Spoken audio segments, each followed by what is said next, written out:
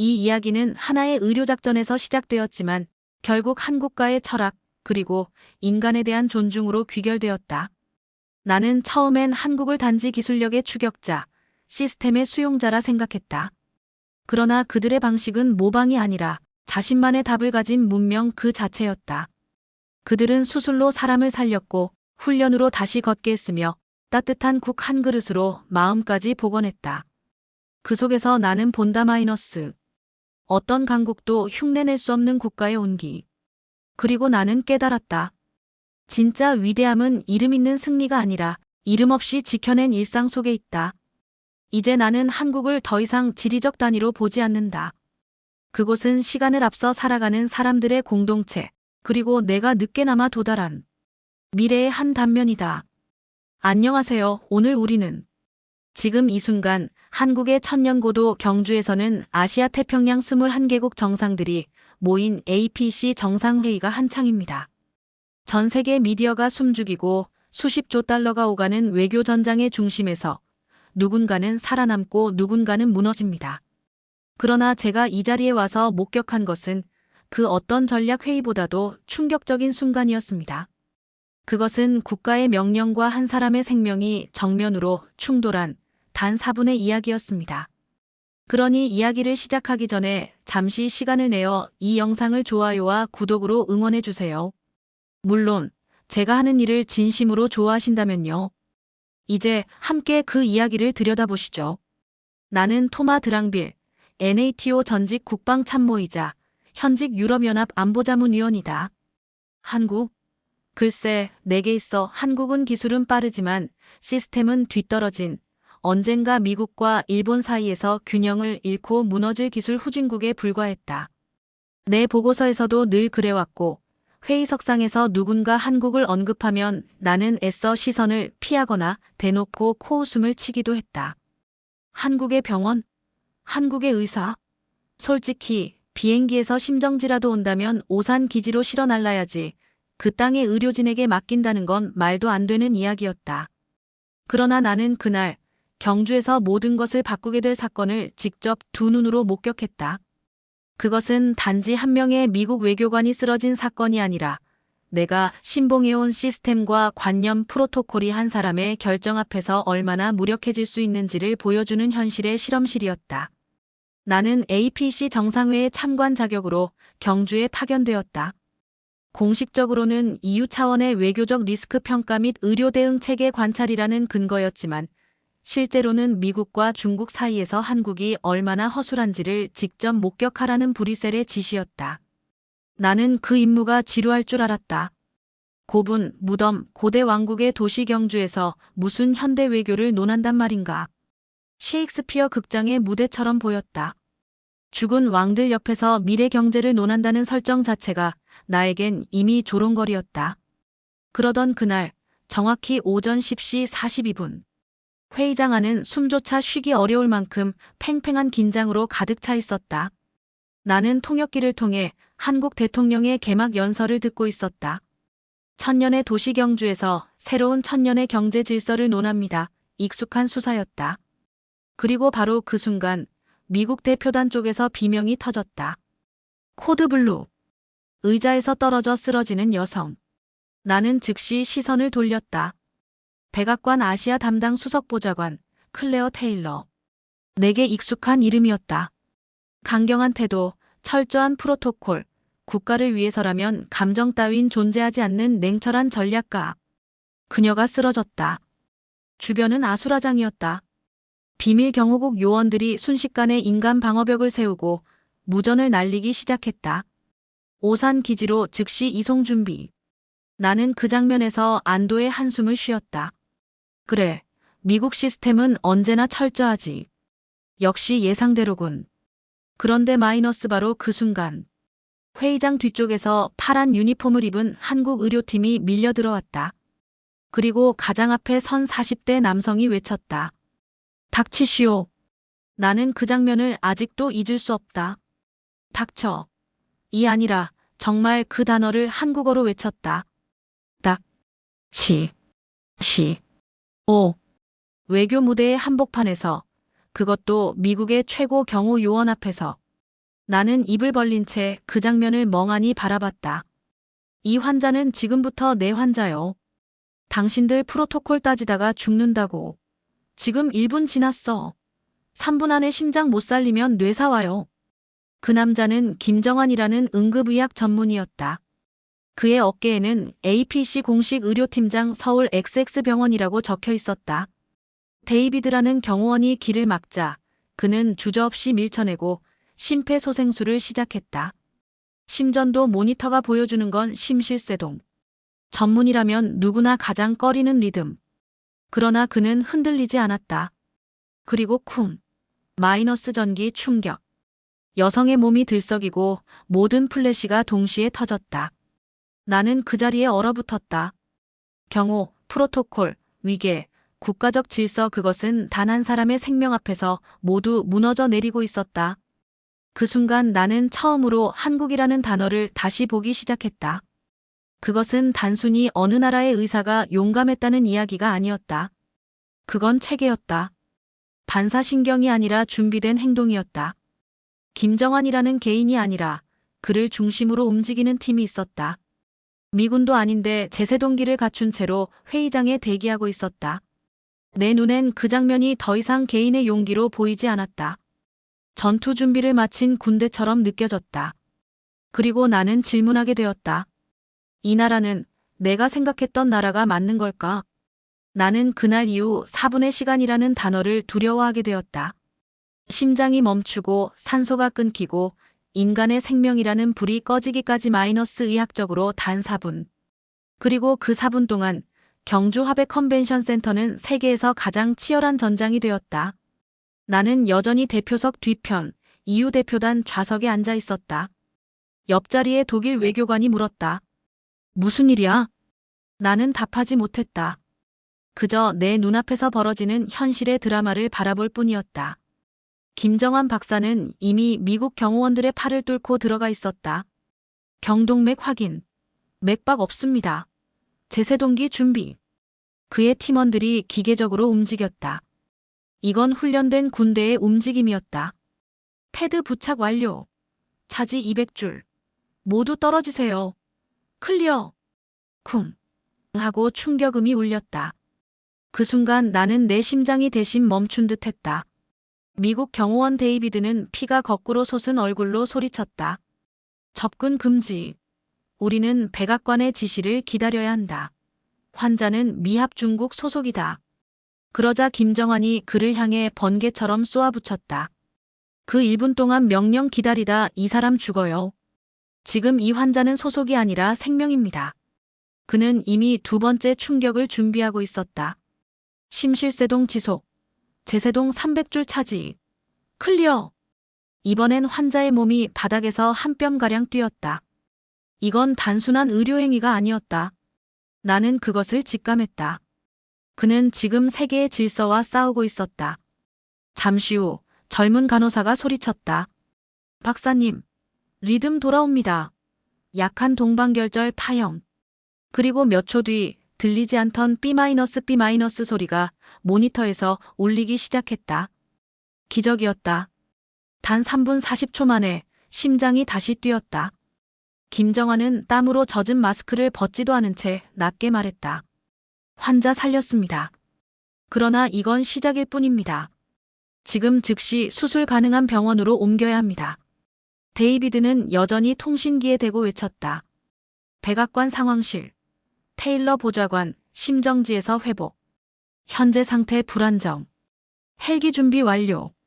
그의 말이 끝나자마자 김정환의 목소리가 다시 터졌다. 안 됩니다.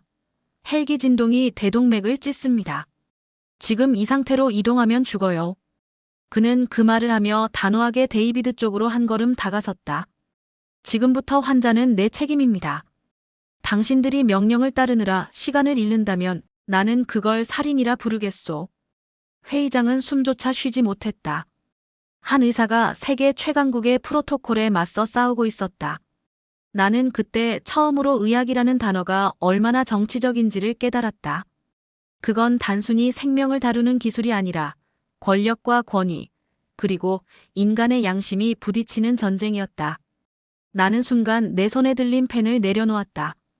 보고서를 쓰기 위해 들고 온 펜이었지만 지금 내 눈앞에 펼쳐진 장면은 어떤 단어로도 기록할 수 없었다. 이어서 의료팀은 침상 위의 여성을 들것에 옮겼다. 그들의 손끝엔 정확한 리듬이 있었다.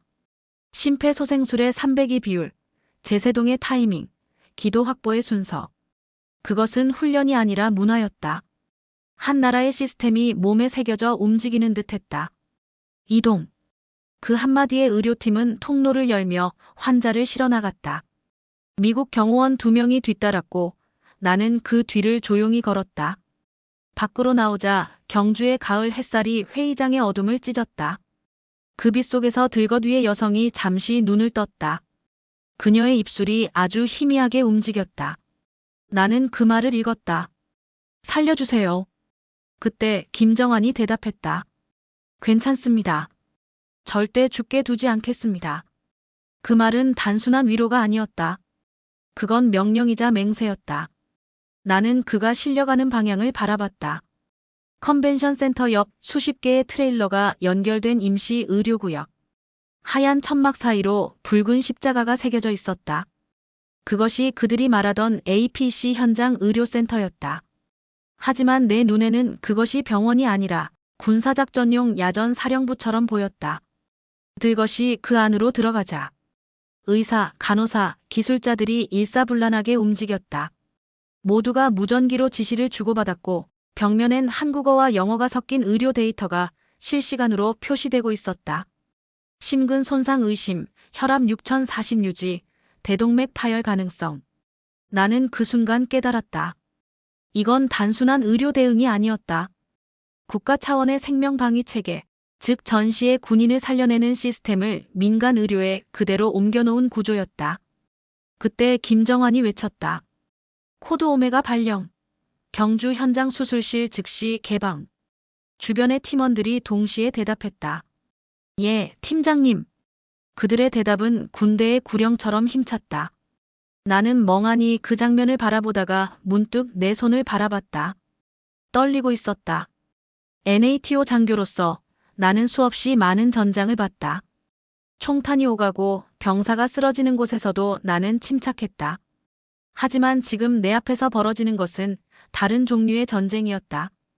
이 전쟁의 무기는 총이 아니라 전류와 스캘펠, 그리고 인간의 의지였다. 데이비드가 무전을 끊고 나를 향해 중얼거렸다.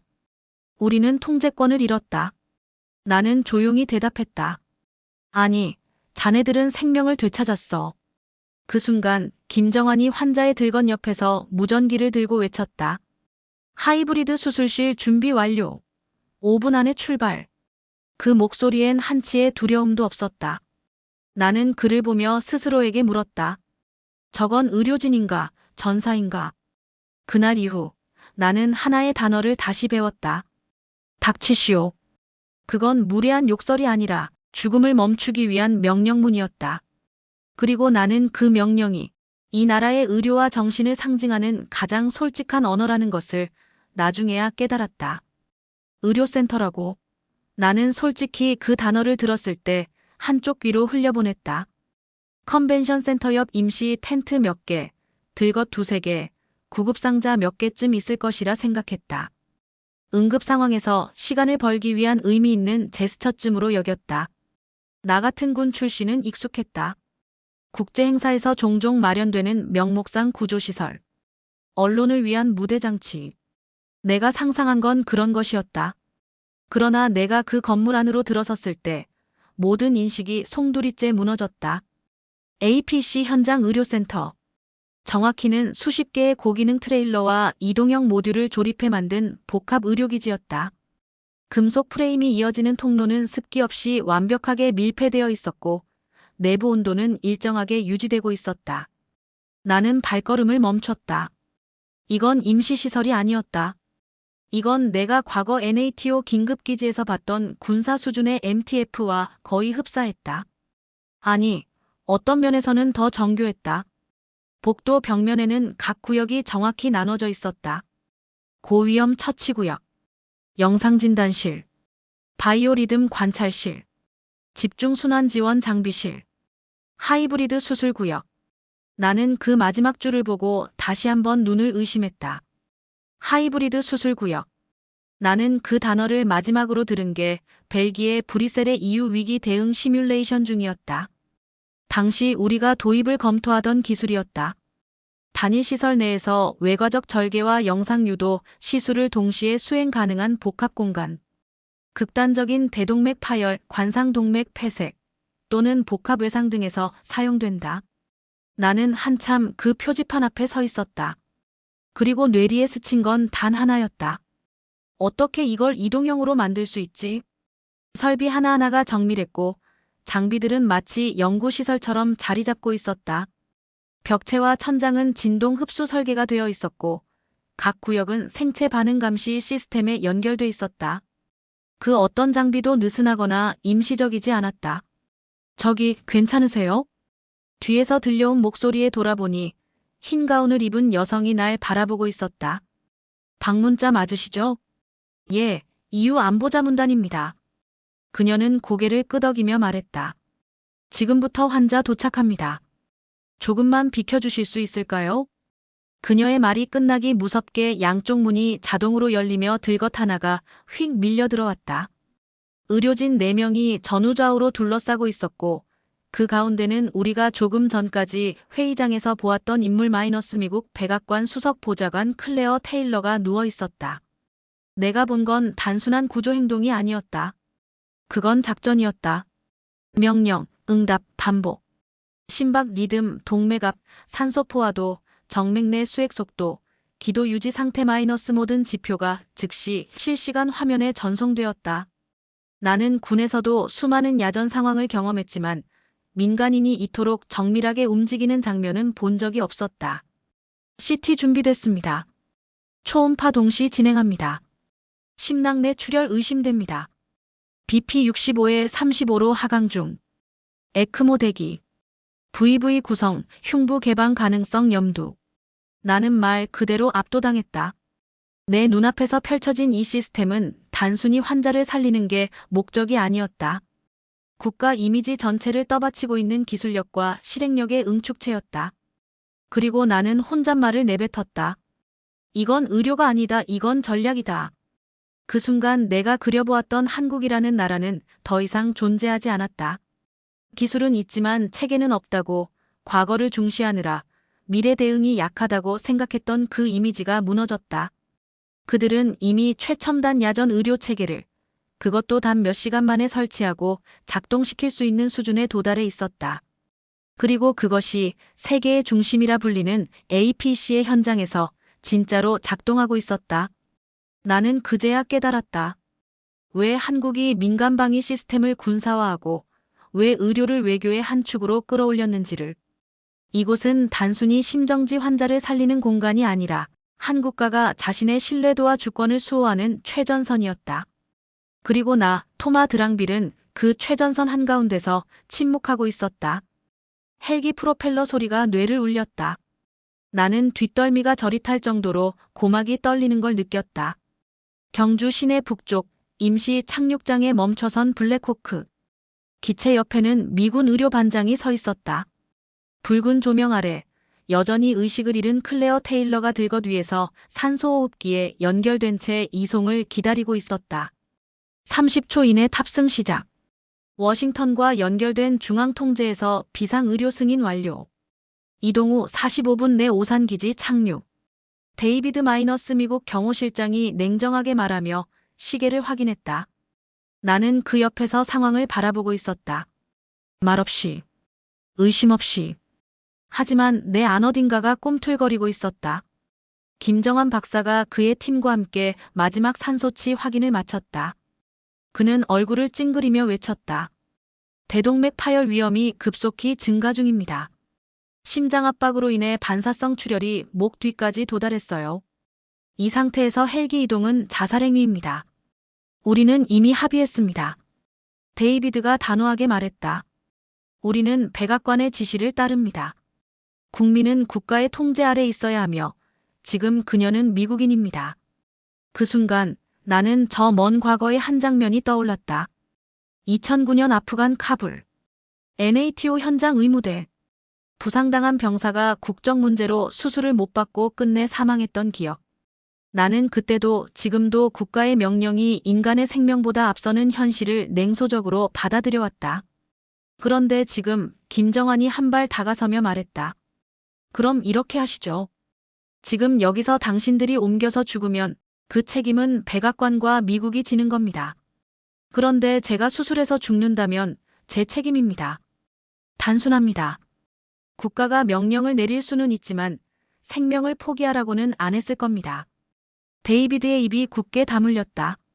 그리고 모든 시선이 그 들것 위에 놓인 여자에게 향했다. 산소 마스크 너머로 미세하게 흔들리는 눈꺼풀. 그녀의 손이 천천히 들리더니 옆에 선 김정한의 팔목을 잡았다. 나는 눈을 의심했다. 그건 마치 모든 권위와 지시체계를 뛰어넘는 직관적 본능 같았다. 그녀는 한마디도 하지 않았지만 그 손짓 하나로 말하고 있었다. 나는 이 사람을 믿겠다. 그리고 그 순간 김정환은 몸을 돌려 외쳤다.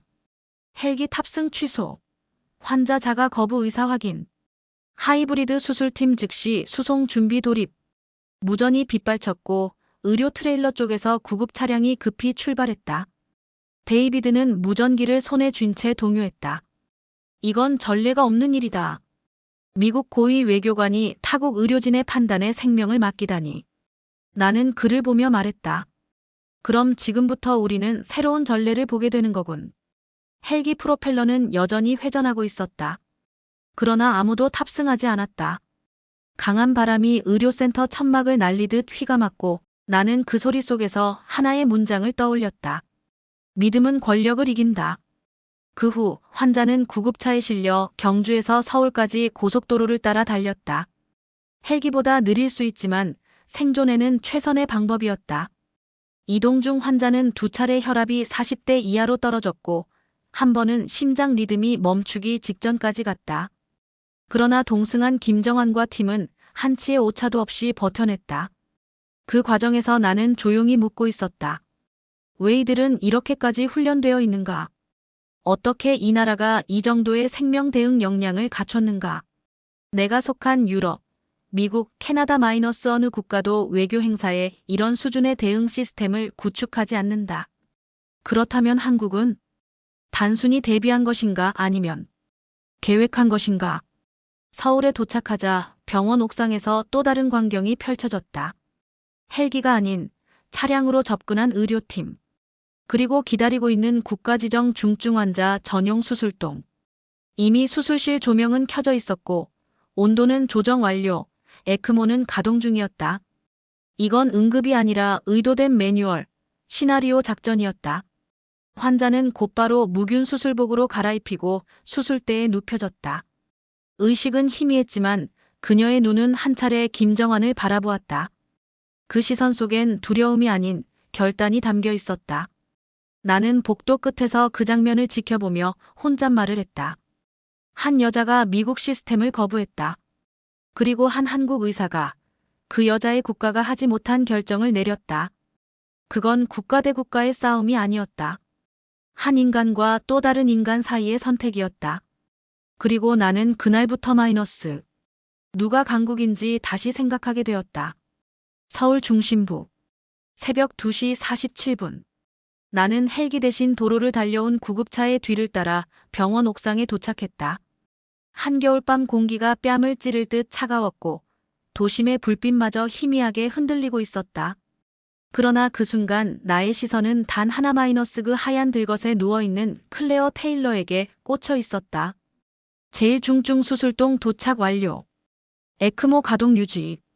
이산화탄소 제거율 47%. 산소 포화도 82%. 김정환 박사의 목소리가 한치의 떨림도 없이 무전기를 타고 흘렀다. 그의 뒤를 따르는 팀원들, 간호사, 장비기사, 심폐기술사. 그들은 한 발, 한 발이 마치 군인의 행군처럼 정확했다. 나는 그 뒤를 따르며 중얼거렸다. 이건 의학이 아니다. 이건 작전이다. 엘리베이터를 타고 내려온 곳은 지하에 위치한 국가중증 환자 전용 하이브리드 수술실이었다. 들어서자마자 모든 소리가 무음처럼 느껴졌다. 기압이 조정된 공간, 실내 온도 22도, 습도 42%, 그리고 모든 장비가 환자 생존율 극대화를 위한 최적 조건에 맞춰 작동하고 있었다. 나는 무심코 시계를 봤다. 사고 발생해서 지금까지 정확히 3시간 57분.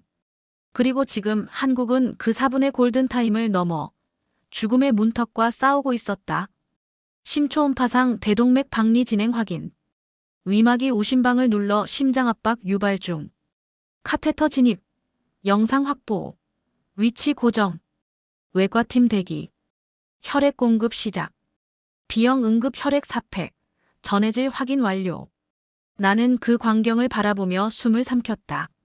수술실 바닥에 타일 한 장, 벽에 부착된 모니터 하나까지 마이너스 모든 것이 목적을 갖고 움직이고 있었다. 마치 죽음이라는 침입자를 막기 위해 구축된 방어선 같았다. 그리고 그 중심에서 김정환 박사는 전신 수술복을 착용한 채 손을 들어 말했다. 이 수술은 단순한 처치가 아닙니다. 지금부터 이 여성의 생명은 우리의 모든 준비와 판단, 기술의 정수가 될 겁니다. 실패하면 그건 개인의 책임이 아니라 마이너스 국가 전체의 실패입니다. 하지만 우리는 실패하지 않습니다. 그는 눈빛 하나 변하지 않고 메스를 들었다. 그러자 옆에서 영상이가 동시에 조작을 시작했고 수술 조명이 클레어의 가슴 위를 비췄다. 그녀의 맥박은 여전히 불규칙했다. 피부는 창백했고 모니터는 자주 경고음을 울리고 있었다. 가슴 절개 시작. 2cm 진입. 나는 절개선 아래로 번지는 피를 보며 과거 NATO 야전병원에서 본 부상병을 떠올렸다. 그러나 그때와 달리 지금 여기는 침착했다. 누구도 당황하지 않았고 아무도 떨지 않았다. 그들은 죽음에 면역된 사람들이 아니었다. 단지 죽음을 지연시키는 기술을 완벽하게 체득한 사람들이었다. 심장 주변 혈종 확인. 위막 절개 시작. 심실 근접. 심장 보호용 냉각장치 가동. 이소프로테레놀 1mg 투입. 심근 반응 관찰. 나는 문득 마치 수술실이 아니라 무기고에 들어온 듯한 기분이 들었다. 모든 장비는 생명을 살리는 칼날이었고 의사들의 손끝은 마치 조준경을 들여다보는 저격수처럼 집중되어 있었다. 클레어의 심장이 멈췄을 때 나는 발을 내디디지 못했다. VF 발생. 심실세동 확인. 제세동기 준비. 300줄 충격. 클리어. 쿵. 하는 소리와 함께 그녀의 몸이 들썩였고 모니터의 파형이 돌아오는 순간 나는 마치 내 심장이 다시 뛰는 것처럼 느꼈다. 리듬 회복. BP 7050. 자율 반응 일부 확인. 이제 진짜 시작입니다. 김정환이 조용히 말했다. 그의 눈에는 피곤도 두려움도 없었다. 오직 마이너스 책임만 있었다. 나는 수술실 창 너머에서 속으로 속삭였다. 지금 이 순간 세계는 모른다. 한 여성이 살아있는 이유가 기술이 아니라 한국이기 때문이라는 걸. 그는 손을 멈추지 않았고 팀은 한치의 오차도 없이 움직였다. 그들은 의료진이 아니라 하나의 유기체였다. 그리고 나는 그 순간 깨달았다. 이 병원, 이 수술, 이 밤의 전쟁. 그 모든 것은 하나의 메시지를 담고 있었다. 우리는 준비되어 있다. 죽음을 막을 정도로. 수술은 멈췄다. 그러나 그것은 실패나 중단의 침묵이 아니었다. 그것은 의도된 정적, 죽음을 통제하는 순간이었다. 심정지 유도 준비. 그 한마디에 수술실 전체가 일시의 긴장감에 휩싸였다. 에크모가 조금씩 속도를 늦췄고 주입 중이던 이온 용액의 농도가 조정되기 시작했다. 전신의 순환이 인위적으로, 의도적으로 멈추려 하고 있었다. 그 순간 수술실 문이 다시 열렸다. 그리고 그 안으로 한 인물이 들어왔다. 나는 그를 처음 보았지만 그의 존재감은 실로 압도적이었다. 오태석 교수. 서울의대 흉부외과 주임 교수. 그는 사람들 사이에서 이렇게 불렸다. 강철의 손. 이 별명은 단순한 칭찬이 아니었다. 전신순환 정지 상태에서 대동맥아치 전체를 교체한 유일한 외과의. 미국 존스홉킨스 의대 수련 당시 그가 실습 중 보조한 수술이 미국 내에서도 전설로 회자되는 심혈관 케이스였다고 한다. 그리고 지금 그는 다시 한번 시간과의 전쟁을 시작하려 하고 있었다. 체온 25도까지 하강. 전신 정지 유도 후 수술 시작. 우리에겐 30분이 있다. 그 이상 가면 뇌 손상 확률이 급증한다. 오 교수의 목소리는 낮고 단단했다. 나는 한참 말을 잊은 채 그의 준비 과정을 지켜보았다. 냉각액이 들어간 라인이 환자의 대퇴 정맥으로 연결되었고 에크모는 점차 심박을 대체하기 시작했다. 그러다 마침내 마이너스. 심장박동 정지. 호흡 정지. 자율반사 소실. 모니터는 단 한 줄의 파형도 남기지 않았다. 환자는 지금 의학적으로 죽은 상태였다.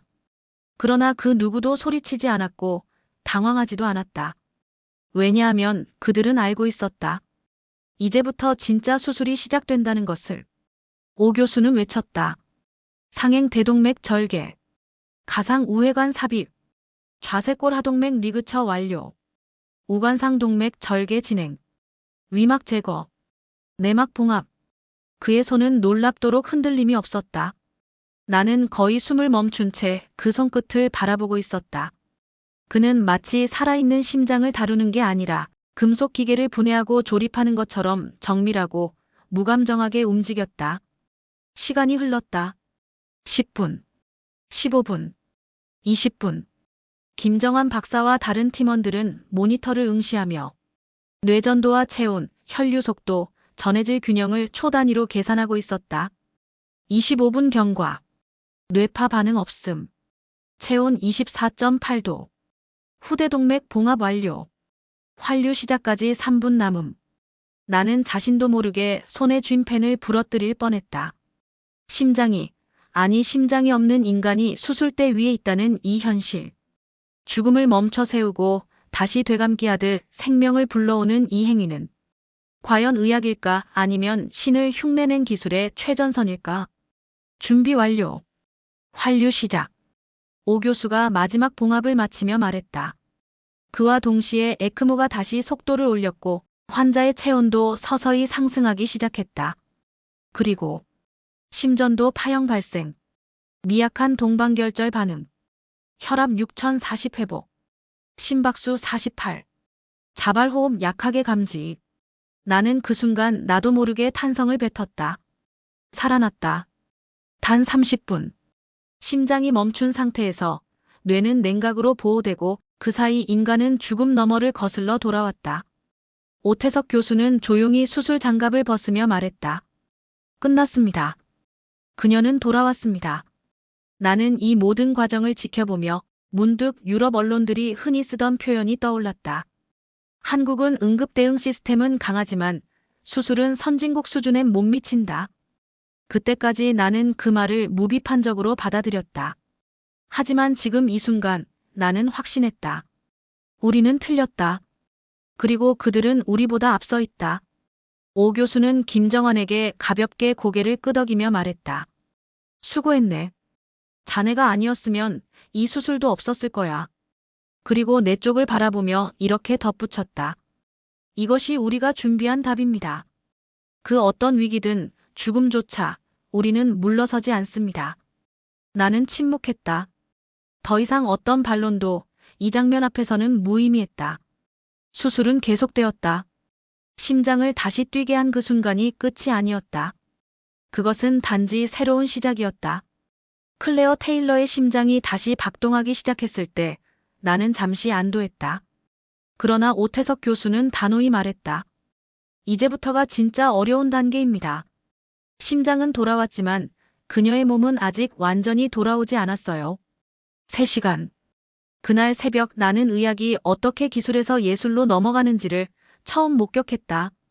김정환과 외과팀은 대동맥 봉합 이후 심낭내 혈종을 제거하고 손상된 혈관 주변의 미세혈류를 정비하기 시작했다. 그러나 무엇보다 나를 경악시킨 건 그들이 한 땀 한 땀을 대하는 태도였다. 세심하게, 침착하게 마치 한 줄 실밥이라도 틀어지면 생명이 달아날 것처럼. 그 손끝은 그야말로 운명을 꿰매고 있었다. 내막 조직 약합니다. 좌우 비대칭. 조직 지지용 패치 사용 준비. 인조혈관 내측 라인 재정렬합니다. 심장근막의 약한 출혈 반응. 지혈과제 추가. 이런 식의 정밀 봉합은 내가 NATO 시절 참관했던 북유럽 외과에서도 보기 어려운 수준이었다. 더구나 지금 여긴 전시 상황도 특수병원도 아닌 민간 종합병원이었다. 그런데도 그들은 가장 이상적인 기준으로 수술을 수행하고 있었다. 나는 수술실 모서리에서 무심코 주먹을 쥐고 있었다. 긴장감 때문만은 아니었다. 자존심 때문이었다. 우리가 늘 모범이라고 생각했던 서구 이야기. 지금 여기서 마이너스 넘어지고 있었다. 시간 확인. 현재 이 시간 50분 경과. 출혈량 1500cc. 안정화 진행 중. 말초 온도 34도 회복. 신장 반응 정상. 팀원 간의 커뮤니케이션은 군사작전 이상으로 매끄러웠다. 의사와 간호사, 생명유지장비 담당자, 영상의 심폐기사. 그들은 언어 없이 눈빛만으로 움직였고 내가 이해하지 못한 단어마저도 그 안에서는 완벽히 해석되고 있었다. 한 간호사가 미세하게 떨리는 손으로 봉합용 실을 준비하자 오태석 교수가 조용히 말했다. 그 손 괜찮습니까? 네, 교수님. 괜찮습니다. 우리는 지금 한 사람의 남은 생을 책임지는 중입니다. 손이 떨리면 마음으로 잡으세요. 그 짧은 문장이 나를 완전히 침묵시켰다. 수술 마지막 단계는 혈관 내부의 압력을 조절하며 봉합선이 견딜 수 있는지를 반복적으로 확인하는 과정이었다. 김정환 박사는 그 반복을 12번이나 시도했다. 한 번 더. 이건 마무리가 아닙니다. 그녀는 비행기를 타야 하고 국무회의에 참석해야 하고 살아있어야 합니다. 그리고 마침내 3시간에 걸친 모든 작업이 끝났을 때 모니터는 안정적인 리듬과 혈압, 호흡을 가리켰고 환자의 체온도 정상 범주로 돌아왔다. 조용한 정적 속에서 김정환이 말했다. 수술 종료. 환자 상태 회복 가능성 85%. 심신 이완 유지하며 중환자실 이동합니다. 모든 이들이 조용히 장갑을 벗었다. 아무도 함성을 지르지 않았고 서로 포옹도 하지 않았다. 하지만 그 침묵 속엔 승리의 무게가 있었다. 나는 수술복을 벗는 그들의 뒷모습을 보며 생각했다. 이건 단지 의술의 문제가 아니다. 이건 철학이다. 사람을 끝까지 포기하지 않는, 그리고 그 신념을 기술로 증명하는 마이너스 철학이다. 내가 알던 한국은 기술을 모방하는 나라였다. 자동차, 전자, 방위산업, 심지어 의료기기까지. 그들은 늘 카피하고 개선하고 빠르게 쫓아오는 쪽이었다. 적어도 내가 그렇게 믿어왔었다. 그러나 오늘 그 믿음은 완전히 무너졌다. 그들은 모방자가 아니었다. 그들은 개척자였다. 서양에서조차 회피하는 심정지 유도 수술을 그들은 자신있게 수행했고 그리고 살려냈다. 수술실을 나서며 김정환 박사가 내게 말했다. 우리는 서구를 존중합니다. 하지만 우리가 따라야 할 기준은 그보다 더 엄격해야 한다고 생각합니다. 나는 그 말에 어떤 반박도 하지 못했다. 왜냐하면 그의 등 뒤에는 살아난 환자, 버텨낸 팀, 그리고 사람을 사람답게 대하는 시스템이 있었기 때문이다. 해가 뜨기도 전 병원 중환자실의 모니터는 규칙적인 심장 박동을 표시하고 있었다. 클레어 테일러는 의식 없이 누워 있었고 인공호흡기의 리듬은 새벽 공기처럼 조용히 흐르고 있었다. 나는 창밖 어스름한 서울 하늘을 바라보다가 다시 고개를 돌렸다. 중환자실 유리창 너머에 3명의 미국인이 서 있었다. 국방부 요원 데이비드, 주한 대사관 안보 담당자, 그리고 그녀의 보좌관인 마커스. 단 3시간 전만 해도 그들은 군사 헬기를 띄우고 대통령 직통 명령을 언급하며 그녀를 데려가려 했던 사람들이었다. 그러나 지금 그들의 눈은 붉게 충혈되어 있었고 손은 떨리고 있었다.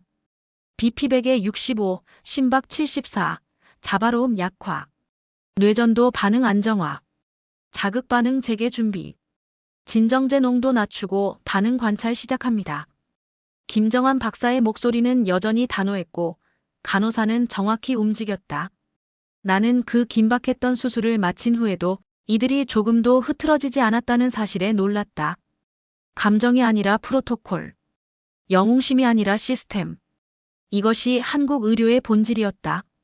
그리고 마침내 오전 7시 13분.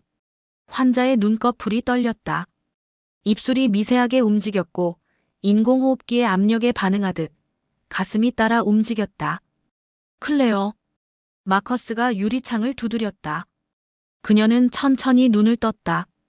그리고 처음 본 얼굴은 다름 아닌 김정환 박사였다. 여기가 어디죠? 그녀의 목소리는 거의 들리지 않을 정도로 희미했지만 그 물음엔 생명이 있었다. 살아있는 인간의 의문. 서울입니다.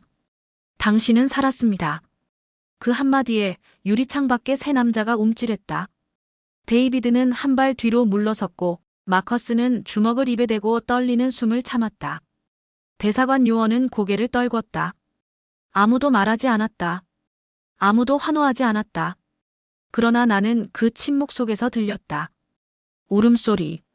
그 어떤 미국의 외교적 수사보다 진실한 벅차오르는 고마움의 울음. 그들은 이길 수 없는 상황에서 누군가 자기들이 포기하려 했던 생명을 끝까지 붙들었다는 사실을 깨달았고 그 벅참은 말로 표현되지 못한 채 눈물로 흘러내렸다. 내가 놀란 건 그것뿐만이 아니었다. 김정환은 고개만 살짝 끄덕이고는 다시 차트를 넘기며 말했다. 5분 후 흉부 XRAY 재확인. 코르티코스테로이드 용량 절반으로 줄입니다. 마치 그 어떤 기적도 그의 세계에서는 예외가 아닌 일상인 듯. 한 간호사가 나에게 조용히 말했다. 환자 가족인가요? 아니요. 그냥 관찰자입니다. 그럼 오늘 이 장면을 기억해 주세요. 이건 우리가 매일 하는 일이거든요. 그녀는 말하고 미소 지은 뒤 조용히 걸어 나갔다. 나는 말문이 막혔다. 매일이 이런가요? 매일이 이 정도 수준인가요? NATO에서 유럽의 최정예 의료훈련소에서조차 이 정도 수준의 일관성과 집중력은 보기 힘들었다. 게다가 지금의 한국은 전쟁 중도 재난 현장도 아니었다. 단지 한 국제 행사에서 쓰러진 한 명을 위해 국가 전체가 흔들림 없이 움직였다. 그녀는 무사히 퇴원할 수 있을까요? 데이비드가 조용히 물었다. 김정환은 차트를 넘기며 말했다. 우리는 항상 최악을 상정하고 최선을 실행합니다. 하지만 이번엔 아마 당신들이 상상한 것보다 더 빨리 걸을 겁니다. 그 말에 미국인들은 다시 고개를 떨궜다. 그리고 나는 그들의 표정을 보며 확신했다. 이건 단지 환자의 회복이 아니다. 이건 국가 간 신뢰의 순서가 바뀌는 장면이다. 기술은 넘을 수 있다. 하지만 진심은 흉내낼 수 없다. 그리고 지금 미국은 그 진심 앞에서 마이너스. 울고 있었다. 나는 중환자실이 아닌 전장에 있는 줄 알았다. 클레어가 의식을 회복한 지 이틀째 되는 아침. 나는 병실 복도에서 커피를 마시며 상황을 정리하려 했지만 곧 내 눈앞에서 일어난 장면이 내 사고를 멈춰 세웠다. 테일러 보좌관 일어납니다. 지금. 한 간호사의 목소리는 단호하고 명료했다. 침대에 누워있던 클레어는 아직 얼굴이 창백했지만 간호사는 그녀의 팔을 꿰차고 서서히 상체를 일으켰다. 그 옆에는 물리치료사가 발받침대를 조정하며 말했다.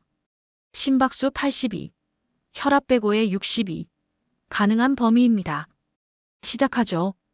이건 회복이 아닙니다. 복귀 훈련입니다. 나는 충격을 받았다. 심장이 멈췄던 사람이 이틀 만에 걸을 준비를 한다고. 게다가 아직 갈비뼈 통증도 있을 텐데 이건 도대체 무슨 철학인가? 클레어는 숨을 몰아쉬었고 마커스 보좌관은 놀란 얼굴로 외쳤다. 무리입니다. 그녀는 이제 막 의식을 찾았는데. 그러자 간호사가 눈빛 하나 바꾸지 않고 말했다. 그래서 지금이 훈련의 골든타임입니다. 3일 안에 못 일어나면 3개월 후에도 제대로 못 걷습니다. 우린 이걸 기적의 시간이라고 부르죠. 나는 그 말을 들으며 문득 깨달았다. 여긴 병원이 아니다. 여긴 병사 재배치소다. 여기 간호사는 물리치료사는 모두 복귀 전투의 교관이었다. 한국은 환자를 회복시키지 않았다. 복귀시켰다. 그리고 그 방식은 철저하게 생존 기반의 훈련이었다. 자, 숨 들이쉬고.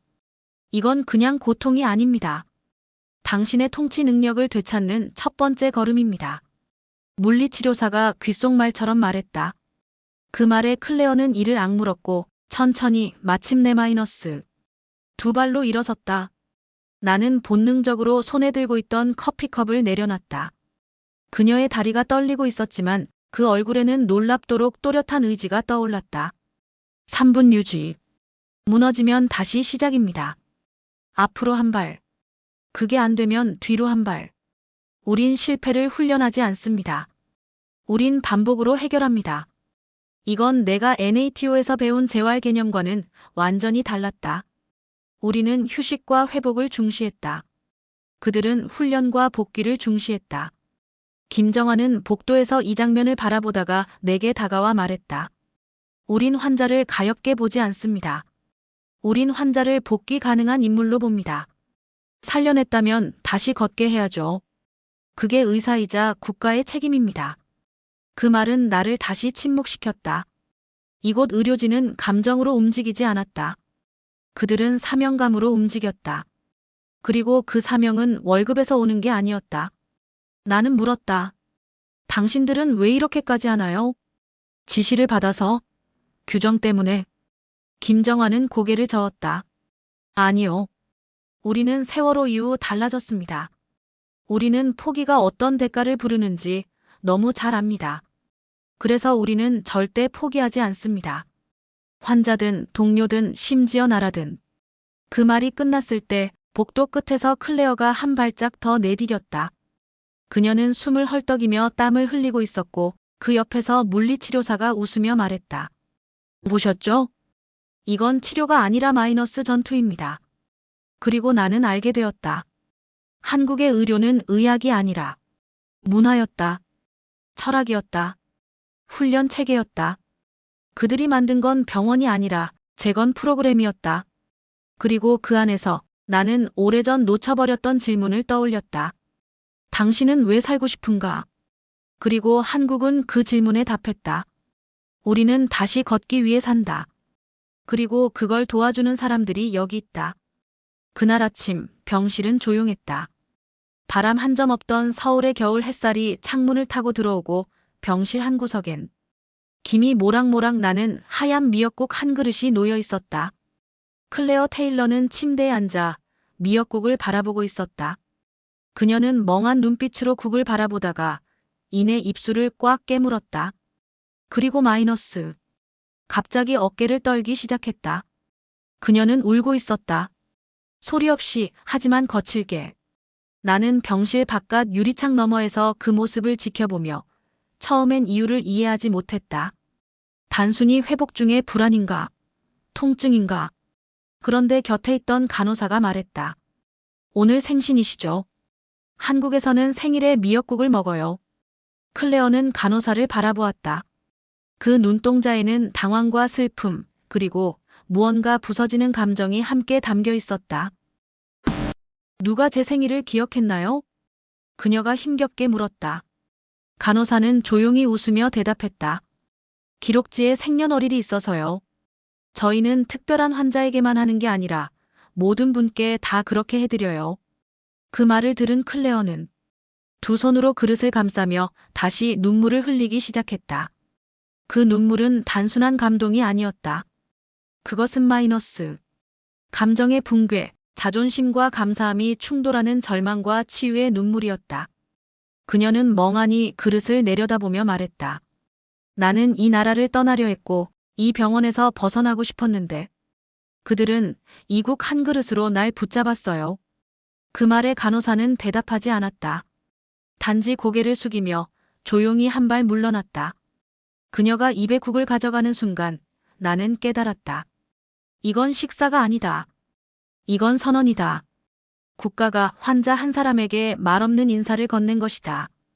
클레어는 손등으로 눈물을 훔치며 말했다. 이게 국가의 품격이군요. 그 말에 나는 숨을 멈췄다.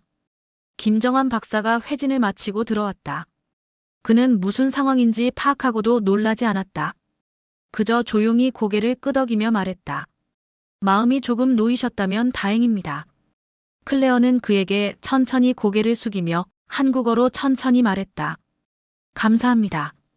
서툴렀지만 진심이 담긴 그 네 음절은 그 어떤 의료기기보다 강하게 울렸다. 나는 유리창 너머에서 숨을 삼켰다. 이 장면을 어느 보고서에도 담을 수 없을 것이다. 어느 군사협정도 경제 수치도 이 진심 하나를 설명하진 못할 것이다. 한 그릇의 미역국. 국가가 환자에게 건넨 말 없는 존중. 이건 의료가 아니라 마이너스 사람을 향한 태도였다. 그 순간 나는 깨달았다. 한국은 단지 기술로 강한 나라가 아니라 품격으로 존경받을 나라였다. 나는 이 모든 기적의 배후에 있는 사람들을 알아보기로 했다. 누가 이 작전을 기획했고, 누가 이 수술을 설계했으며, 누가 이 복귀 프로그램을 운영했는가. 그 질문의 답을 찾아가면서 나는 예상치 못한 사실 하나에 정면으로 충돌하게 되었다. 그 누구도 이름을 내세우지 않았다. 나는 처음엔 병원 홈페이지부터 살펴봤다. 수술을 총괄한 오태석 교수, 중환자 전담팀을 지휘한 김정환 박사, 재활 프로그램을 기획한 송은아 물리치료사. 모두가 학회에서 발표한 논문은 있었지만 인터뷰는 거의 없었다. 수상 경력? 거의 전무했다. 심지어 해외 초청도 대부분 거절했던 이력이 있었다. 나는 궁금해졌다. 왜? 이 정도 실력이면 미국, 독일, 프랑스에서 몇 배의 연봉을 받고 일할 수 있을 텐데 왜 굳이 이 작은 반도에 남아있는 것일까? 답을 얻기 위해 나는 직접 사람들을 찾아다니기 시작했다. 처음으로 만난 건 이서준이라는 마취과 전문의였다. 그는 이 작전에서 생체 반응 조절과 순환 관리의 키를 쥐고 있었지만 그 누구도 그의 이름을 알지 못했다. 왜 여기에 남으셨어요? 해외 병원에서도 오퍼가 있었을 텐데요. 내 질문에 그는 잠시 망설이다가 이렇게 말했다. 예전엔 유럽에 있었습니다. 영국 옥스퍼드 병원에서 2년간 펠로우 과정을 했죠. 근데 그때 아버지가 한국에서 쓰러지셨어요. 돌아왔고 그 후론 그냥 여기 있기로 했습니다. 단지 가족 때문인가요? 그것도 이유지만 제가 처음으로 마취 전환을 성공시킨 날 한 간호사가 이렇게 말하더군요. 선생님 아니었으면 이 사람 못 살았어요. 그 말이 아직도 잊히지 않아요.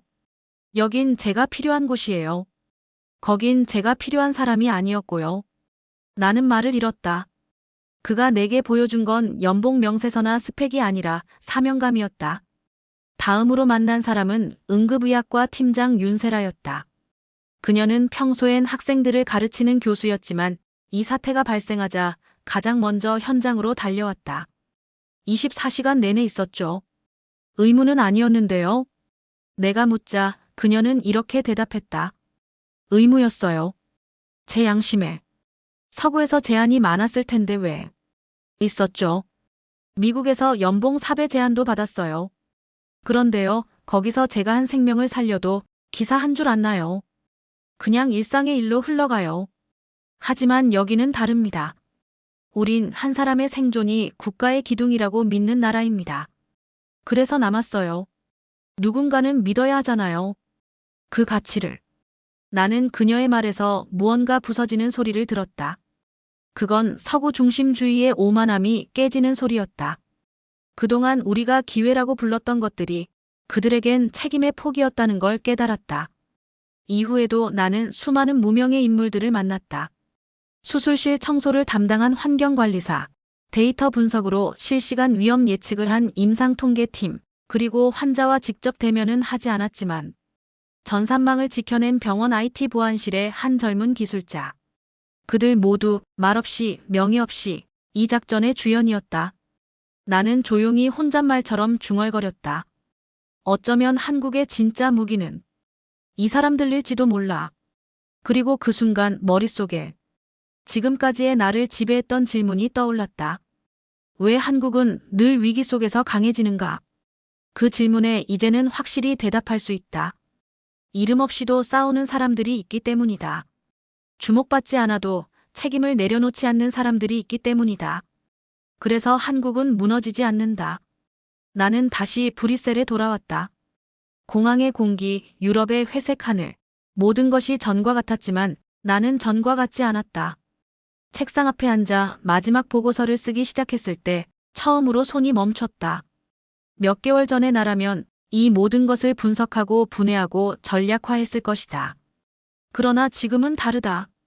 내가 본 건 기술이 아니었다. 내가 느낀 건 체계가 아니었다. 내가 만난 건 마이너스 사람이었다. 보고서 제목은 이렇게 시작됐다.